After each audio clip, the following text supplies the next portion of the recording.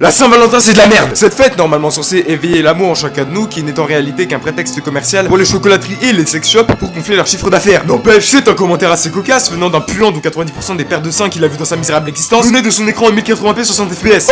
Or, dans cette vidéo spéciale que j'ai fait le jour même, je vais me transformer en Alexis Chen, je parle de Will Smith, et vous montrer 4 méthodes no fake, 100% whizproof pour tremper votre biscuit avec votre Valentine. Ça peut être n'importe qui, votre collègue, votre camarade, votre prof, votre psy, votre mère. Ah putain, gros dégueulasse. Inside, after hours, cute shoujo's and it all be ours. Love hotels where we make you shower.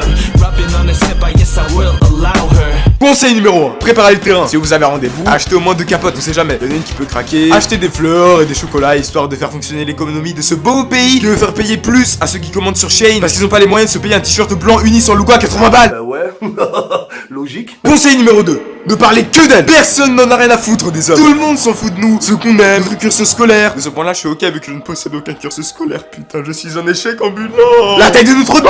Non, vous devez la faire passer en première, la flatter, lui faire gonfler le clito avant même d'aller au lit. Si elle vous dit qu'elle veut un soumis, vous acquiescez. Il faut savoir faire les bons choix dans la vie. Ne faites pas comme moi si vous voulez pas finir seul à dormir sur un matelas ras du sol, avec comme seule compagnie féminine votre carte graphique. Conseil numéro 3. Ne soyez pas un canard, faites-vous désirer. Et pour remplir cet objectif, il vous faut l'attribut être beau, qui ne peut être obtenu qu'après avoir réalisé la quête, avoir du fric. Sinon vous êtes condamné à jouer les canards. Quitte à devenir une salope, lui casser les couilles. Franchement, les mecs d'aujourd'hui, c'est que des gros chiens de la casse. Toujours à parler de cul et de...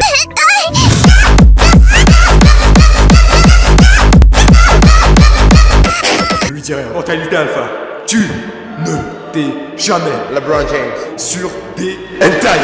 Oh, tu vas mieux parler des hentai, grosse salope. Avec ta tête là, on dirait Brigitte Macron. Et merde, putain. Conseil numéro 4.